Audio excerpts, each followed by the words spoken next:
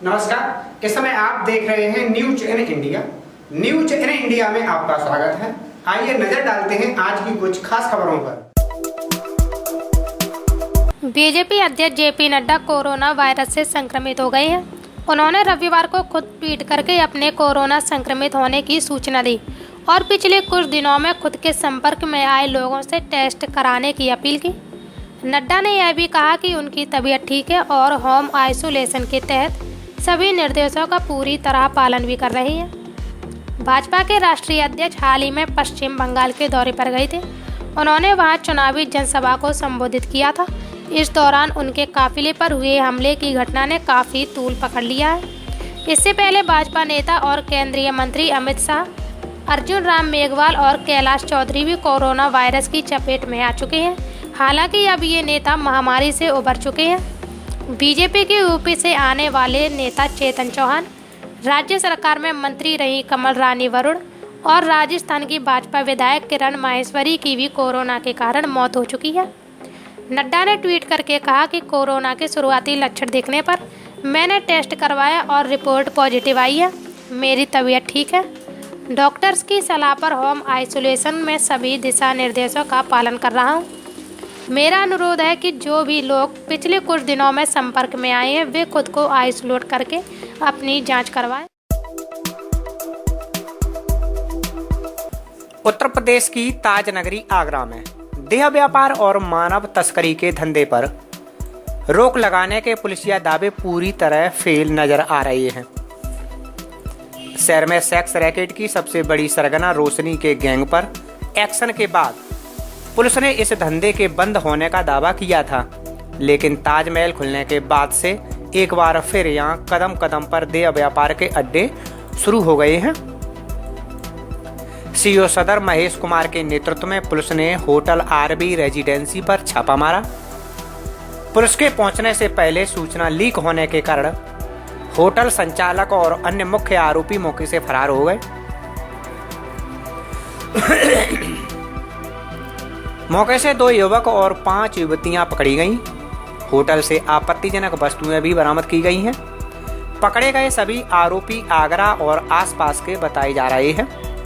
गौरतलब है कि आगरा में देह व्यापार का धंधा एजेंट और इंटरनेट के भरोसे जोरों पर चल रहा है।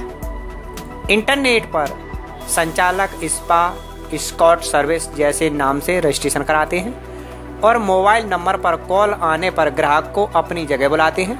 इसके साथ ही एजेंट अपने फिक्स कस्टमरों को इन अड्डों तक पहुंचकर अपना कमीशन बनाते हैं। आगरा को यूपी की पर्यटन राजधानी का दर्जा दिया गया है और इसी कारण यहाँ छोटे छोटे होटलों की भरमार है।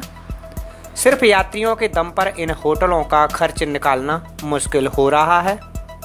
होटल मालिकों ने इसको देखते हुए किराएनामे को हथियार बना लिया है। होटल संचालक गलत व्यक्ति को होटल किराए पर दे देते हैं या अपने खास का किरायानामा करके होटल में देह व्यापार करवाते हैं। पुलिस कार्रवाई होने पर होटल के नाम में हल्का फेरबदल करके कुछ ही दिनों में फिर से धंधा शुरू हो जाता है, जिसकी वानगी आज आगरा में देखने को मिली। आगरा के वाटर वर्क्स पर नकली किन्नरों ने विदा होकर जा रही दुल्हन का रास्ता रोक लिया। दूल्हे और बारातियों से 1100 रुपए की मांग करने लगे। विरोध करने पर विवाद होने लगा। बाद में दूल्हे ने 100 रुपए देकर पीछा छुड़ा लिया। नकली किन्नरों ने बसों में भी वसूली शुरू कर दी। किसी ने पुलिस को सूचना दे दी। पुलिस के पहुंचने पर सभी लोग चले गए। आपको बता दें कि एक दुल्हन के साथ दूल्हा और 5 बाराती वाटर वर्क्स चौराहे पर वाहन का इंतजार कर रहे थे। तभी 3 युवक आ गए। आरोप है कि वह खुद को किन्नर बताने लगे। इसके बाद 1100 रुपए की मांग की, लेकिन दूल्हे ने इतने रुपए देने में असमर्थता जताई।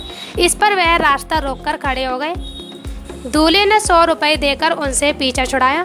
प्रत्यक्षदर्शियों का कहना है कि नकली किन्नरों का झुंड चौराहे पर रहता है। वह वसूली करता है। बसों में भी नकली किन्नर जा रहे थे। इस पर किसी ने पुलिस को सूचना दे दी।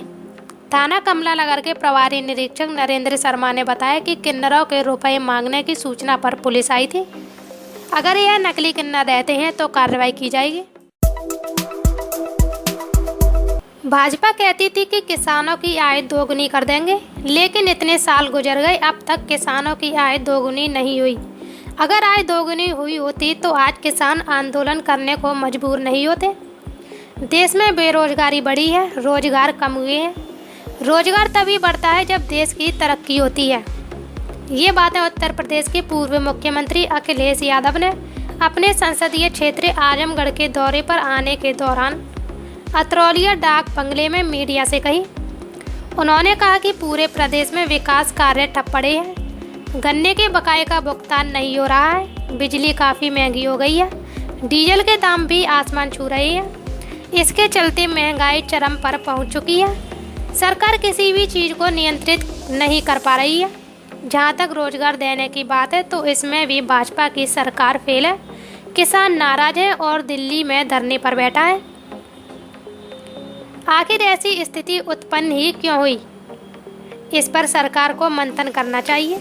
किसानों की आय 1.5 से दोगुनी करने के वादे के साथ भारतीय जनता पार्टी के लोग सत्ता में आए थे, लेकिन आज तक ऐसा कर पाने में वे सफल नहीं हो सके। समाजवादी लोग सिर्फ यही चाहते हैं कि सरकार ऐसी एमएसपी दे जिससे किसानों की आय दोगुनी हो जाए। भारत के सबसे बड़े उद्योग समूह टाटा ग्रुप आज संकटग्रस्त राष्ट्रीय वाहक एरिया इंडिया के लिए एक्सप्रेशन ऑफ इंटरेस्ट खरीदने की इच्छा के लिए औपचारिक रूप से पेश किए गए दस्तावेज दाखिल कर सकता है, यानी कि वह एयर इंडिया को खरीदने के लिए बोली लगाने वाला है। एयर इंडिया के लिए टाटा ग्रुप एयर एशिया को एक वाहन के रूप में उपयोग करेगा, जहां टाटा सन्स की बड़े हिस्सेदारी होगी। स्पाइस जेट के अजय सिंह भी एयर इंडिया पर नजर गड़ाए हुए हैं, लेकिन स्पाइस जेट ने इस पर टिप्पणी करने से इनकार कर दिया है। गौरतलब है कि जब सरकार ने 2018 में एयर इंडिया के लिए बोली लगवाई थी, उस दौरान कोई भी खरीदार आगे नहीं आया, लेकिन अब इसे खरीदने के लिए कई लोग आए हैं। उड्डयन मंत्री हरदीप सिंह पुरी ने पिछले साल कहा था कि अगर एयर इंडिया का निजीकरण नहीं किया गया तो इसे बंद करना पड़ सकता है। पुरी ने रविवार को कहा कि यह एयर इंडिया का डिवेस्टमेंट एक गोपनीय संबंधित विभाग DIPAM उचित समय पर टिप्पणी करेगा। वर्तमान में टाटा सन्स सिंगापुर एयरलाइंस के साथ मिलकर विस्तारा एयरलाइंस का परिचालन करता है। ग्रुप ने तय किया है कि वह budget career air Asia India के जरिए एयर इंडिया के रूटों पर संचालन करेगा। वहीं सिंगापुर एयरलाइंस पहले से ही घाटे में चल रही एयर इंडिया के निजीकरण कार्यक्रम में भाग लेने के लिए उत्सुक नहीं है। कोरोना वायरस की वजह से यात्रा की मांग में गिरावट के कारण दक्षिण पूर्व एशियाई कंपनी लाभ बढ़ाने का प्रयास कर रही है। वहीं एयर इंडिया पर करीब 90,000 करोड़ रुपए ऋण सह देनदारियां हैं। सूत्रों ने बताया कि एयर एशिया इंडिया को विस्तारा से पहले गठित किया गया था, इसलिए इसके माध्यम से उड्डयन के व्यापार में टाटा समूह को फायदा मिलने वाला है। हाल ही में टाटा सन्स ने एयर एशिया इंडिया में अपनी हिस्सेदारी 51% से बढ़ा दी, क्योंकि इसमें मलेशियाई साझेदार ने अपने गृह देश में वित्तीय परेशानियों के कारण संयुक्त उद्यम में नए फंडों को देने में असमर्थता व्यक्त की। माना जा रहा है कि टाटा ग्रुप इस बोली में आसानी से विजयी होगा। केंद्र सरकार के कृषि कानूनों के विरोध में किसानों का आंदोलन लगातार 19वें दिन जारी है। सोमवार को किसान भूख हड़ताल पर हैं। उत्तर प्रदेश में किसानों के आंदोलन को समाजवादी पार्टी का पूरा सहयोग मिल रहा है। सपा ने जिला मुख्यालयों पर धरना प्रदर्शन की कोशिश की तो पुलिस से नोक झोंक भी शुरू हो गई। पुलिस ने बल प्रयोग कर सपाइयों को रोका। कई बड़े नेताओं को घरों में ही नज़रबंद कर दिया गया। फिरोजाबाद में जिला मुख्यालय पर धरना देने जा रहे समाजवादी पार्टी के करीब 60 नेताओं को पुलिस ने गिरफ्तार कर लिया। किसानों की बड़ी संख्या में जिला मुख्यालय घेरने के ऐलान पर पुलिस पहले से ही अलर्ट पर थी। भारतीय किसान यूनियन कार्यकर्ता सोमवीर सिंह यादव, यहाँ तक शेखोबाद में कांग्रेस नेता मुकेश गौड़, चंद्रकांत यादव, सत्येंद्र यादव लल्ला, क्षेत्रपाल सिंह और संजय यादव को थाने लाकर नज़रबंद कर दिया गया। भाई जो अपनी मांगों को लेकर धरना प्रदर्शन कर रहे हैं दिल्ली में, उन्होंने आज एक अनशन का प्रोग्राम रखा था।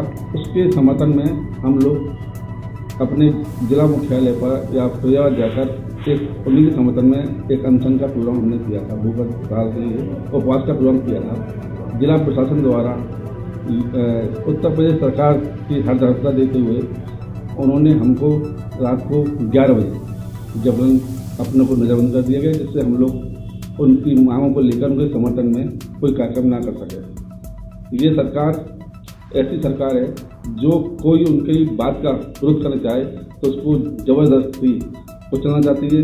मैं समाजवादी पार्टी फिरोजाबाद के पूरे पदाधिकारी, नेतागण, कार्यकर्ता सभी एकत्रित होकर जब पुलिस प्रशासन ने नेताओं के घर पर कल से ही कई दिन से पुलिस बल तैनात किए हुए थे, उसके बावजूद भी इतनी भारी संख्या में समाजवादी साथी यहाँ एकत्रित हुए और यहाँ कलेक्ट्रेट पे आके धरना दिया, जहाँ धरना में काफ़ी संख्या में बड़ी तादाद में लोग मौजूद थे। पुलिस प्रशासन ने वहाँ हम लोगों को ज़बरदस्ती खींच के गाड़ियों में बैठा के और यहाँ पुलिस लाइन के अंदर सबको बैठा रहा है।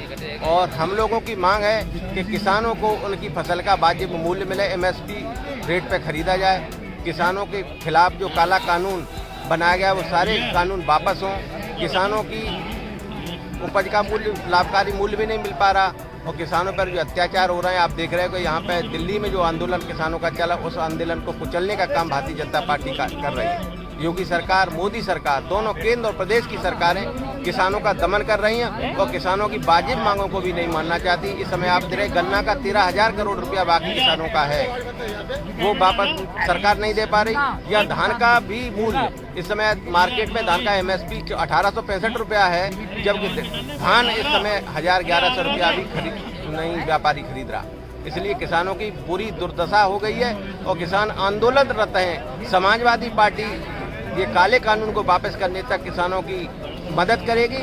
इसमें हम लोगों को जो कुर्बानी या जो भी जरूरत पड़ेगी, समाजवादी पार्टी पूर्ण रूप से किसानों के साथ है। और हमेशा समाजवादी पार्टी ने, माननीय मुलायम सिंह नेताजी ने, माननीय प्रोफेसर साहब ने, माननीय अखिलेश यादव जी ने, अक्षय यादव जी ने, हमेशा हमारे बड़े नेताओं ने, समाजवादी पार्टी के लोगों ने किसान आंदोलन को हमेशा समर्थन दिया है। हम सब किसान के बेटे हैं और पूरी ताकत के साथ किसानों के साथ हैं। उधर मैनपुरी में जिला मुख्यालय पर किसान यूनियन और सपा नेताओं का विरोध प्रदर्शन नहीं हो सका। पुलिस की सख्ती की वजह से प्रदर्शनकारी कलेक्ट्रेट तक नहीं पहुंच पाए। जिले भर में पुलिस ने 200 के करीब सपा और कांग्रेस नेताओं के साथ ही कार्यकर्ताओं को गिरफ्तार कर लिया। सदर विधायक और समर्थकों की पुलिस से धक्का मुक्की भी हुई। सदर विधायक राजकुमार यादव को पुलिसकर्मी गिरफ्तार करने उनके आवास पर पहुंचे तो वह पीछे के दरवाजे से निकल गए। इसके बाद सदर विधायक राजकुमार यादव, जिलाध्यक्ष देवेंद्र सिंह यादव, पार्टी नेता सुबह करीब 11 बजे आवास विकास में BSNL कार्यालय के पास एकत्रित हुए। यहां से सफाई सरकार विरोधी नारे लगाते हुए कलेक्ट्रेट के लिए रवाना हो गए। हमारा सिर्फ ये इतना कहना है कि जो पूरे हिंदुस्तान की आम जनता को कमा के अन्न खिलाते किसान का अन्नदाता कहलाता है, अब उसी के खिलाफ, उसकी भूमि के खिलाफ, उसके खिलाफ, उसकी उपज के खिलाफ, सबके खिलाफ कानून बना डाला। ये बिल्कुल घोर अन्याय है। मेरा कहना यह है कि सरकार ने जो है लोकतंत्र को बिल्कुल खत्म कर दिया है। किसानों के समर्थन में जो लोग जो है शांतिपूर्ण धरना प्रदर्शन करने के लिए घर से निकले थे, उन्हें जो है गिरफ्तार किया जा रहा है और विशेष रूप से पार्टी कार्यालय से पार्टी कार्यकर्ताओं को गिरफ्तार किया जा रहा है। इससे ज्यादा जो है लोकतंत्र की धज्जियां कभी किसी सरकार ने उड़ाई नहीं। इटावा में सपा कार्यालय से निकलकर कलेक्ट्रेट जाते समय सपाइयों की पुलिस से झड़प हो गई। इसी दौरान पुलिस ने लाठियां फटकार कर सपाइयों को भगाने का प्रयास किया। न मानने पर 1 सैकड़ा से अधिक सपाइयों को गिरफ्तार करके पुलिस लाइन ले जाया गया। कृषि कानूनों के विरोध में किसान आर पार की लड़ाई के मूड में दिख रहे हैं। किसान संगठनों ने आज पश्चिमी यूपी के कई जिलों में कलेक्ट्रेट में प्रदर्शन और हाईवे जाम करने का ऐलान किया है। मेरठ में कमिश्नरी में प्रदर्शन कर रहे सपा नेता सहित करीब 50 से ज़्यादा सपा समर्थकों को पुलिस ने गिरफ्तार करके थाने भेज दिया। इस दौरान कार्यकर्ताओं की पुलिस के साथ खूब नोकझोंक हुई। वहीं बिजनौर में पुलिस द्वारा लगाई गई बैरिकेडिंग तोड़कर किसान ट्रैक्टर लेकर कलेक्ट्रेट में घुस गए। मेरठ में किसानों के समर्थन में कमिश्नरी पर प्रदर्शन कर रहे अतुल प्रधान समेत कई सपाइयों को पुलिस को खींचकर गाड़ी में डालना पड़ा। अतुल प्रधान को पुलिस ने घर में ही नजरबंद कर दिया था, लेकिन वह पीछे के रास्ते से निकल आए और कमिश्नर पहुंच गए। सपा नेताओं का कहना है कि समाजवादी कार्यकर्ता किसी भी कीमत पर किसानों के आंदोलन से पीछे हटने वाले नहीं हैं। किसानों के लिए संघर्ष जारी रहेगा और किसान आंदोलन का समर्थन करते रहेंगे। थोड़ी देर बाद पूर्व मंत्री अब्बास और गोपाल अग्रवाल समेत कुछ और सपाई भी प्रदर्शन करने के लिए कमिश्नरी पहुंचे, लेकिन वहां पहले से मौजूद पुलिस ने उन्हें भी हिरासत में ले लिया। सपाई अखिलेश यादव जिंदाबाद और यूपी सरकार मुर्दाबाद के नारे लगा रहे थे। बिजनौर में किसान कार्यकर्ताओं ने पुलिस की बैरिकेडिंग तोड़ डाली, जिसके बाद किसान भारी संख्या में कलेक्ट्रेट पहुंचे और धरना प्रदर्शन किया। जिले में धरना प्रदर्शन को लेकर चिन्हित स्थानों पर भारी पुलिस बल तैनात है। सहारनपुर में बाकियों कार्यकर्ताओं के कलेक्ट्रेट पहुंचने से पहले ही कलेक्ट्रेट गेट पर पुलिस और आरआरएफ तैनात कर दी गई। सपा विधायक संजय गर्ग ने कार्यकर्ताओं सहित अपने घर के बाहर ये धरना शुरू किया। राष्ट्रीय किसान मजदूर संगठन के कार्यकर्ताओं ने कलेक्ट्रेट में प्रदर्शन करके अपर जिलाधिकारी को ज्ञापन सौंपा। बागपत में किसानों ने दिल्ली सहारनपुर हाईवे जाम करने का ऐलान किया है। बाकियों ने राजनीतिक दलों के झंडे, टोपी और बैनर को कलेक्ट्रेट में नहीं घुसने देने की बात कही है। फतेहपुर की कानून व्यवस्था इस समय एकदम लचर दिखाई दे रही है। बीच बाजार से बड़े बड़े वाहनों के आवागमन से और दुकानदारों की वजह से अक्सर जाम लगा रहता है। अधिकांश जाम का कारण ई रिक्शा हैं, क्योंकि अधिकांश ई रिक्शा नाबालिग चला रहे हैं और उन्हें यातायात नियमों की जानकारी नहीं है। यहाँ तक कि बीच बाजार में वाहनों को आड़ा तिरछा खड़ा कर देते हैं, जिससे जाम लगा रहता है। हमारे सहयोगी करम मोहम्मद की रिपोर्ट है कि योगी की जांबाज पुलिस यातायात व्यवस्था को सुधारने के बजाय अपनी मटर गश्ती में लगी रहती है। कोई दिन भर खैनी मलता रहता है तो कोई चालान काटकर अपनी ड्यूटी की औपचारिकताएं पूरी कर लेता है। और आज इसी की वजह से जिले के आला अधिकारी करीब आधे घंटे तक जाम में फंसे रहे। और तो और कुछ दुकानदार अपनी दुकानों का आधा सामान दुकान से बाहर निकालकर सड़क पर लगा देते हैं, जिससे जाम की स्थिति पैदा हो जाती है। फतेहपुर जिला अस्पताल से लेकर बाकरगंज तक रोजाना जाम लगता रहता है, लेकिन कानून व्यवस्था के नाम पर यहाँ पुलिस का कोई नुमाइंदा नजर नहीं आता। यही स्थिति पुरानी तहसील क्षेत्र की है।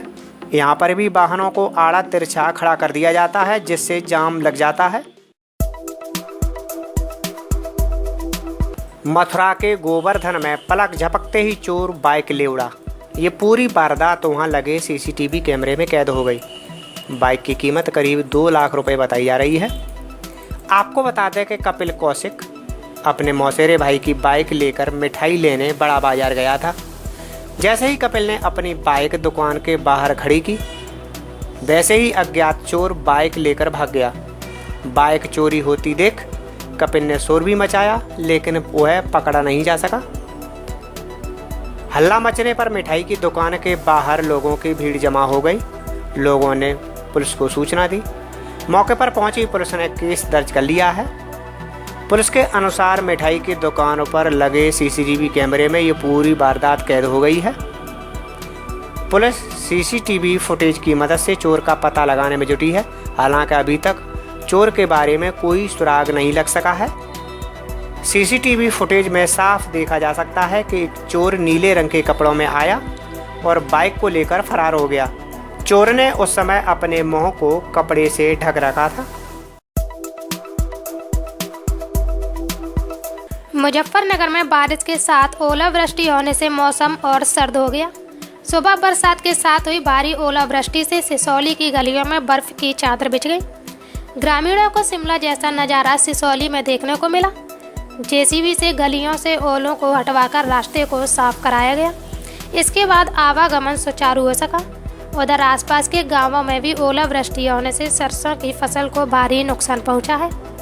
सुबह करीब 4:30 बजे बारिश के साथ सिसौली, बौराकला और बौरा खुर्द में भारी ओलावृष्टि हुई। सड़कों पर बिछी ओलों की सफ़ेद चादर ने हिल स्टेशन की याद दिला दी।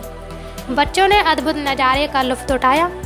कस्बे के सड़कें हों या फिर मकानों की छतें या आंगन, सब जगह भारी ओलावृष्टि के कारण बर्फ की चादर नजर आई। मकानों की छतों पर 3 से 4 इंच तक बर्फ जम गई, तो बाजारों में 1 से 1.5 फुट तक बर्फ जम गई। बारिश और ओलावृष्टि के कारण आवागमन प्रभावित हो गया। गलियों के रास्ते साफ करने के लिए नगर पंचायत को जेसीबी बुलानी पड़ी। जेसीबी ने ओलों को हटाकर रास्ता साफ किया।